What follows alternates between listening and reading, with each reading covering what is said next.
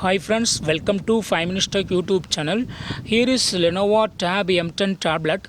In this video, you will learn how to change alarm sound in your tablet Lenovo Tab M10. First of all, go to the home page of our tablet and go to clock icon, and here select the available alarm. Okay, just click on this down arrow and you will see alarm tone here. Okay, alarm tone here set as this HIGHTECH. Okay, click on it so that you can set you can change to another alarm. Okay, so here click on add new. If you have any music file in your local gallery, that will be listed here, and you can select any one here.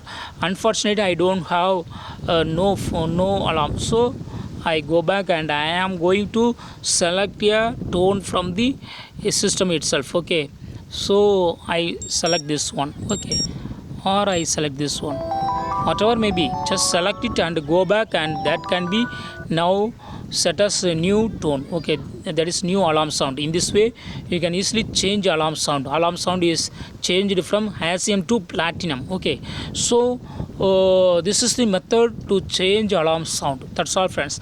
Thanks for watching. Bye.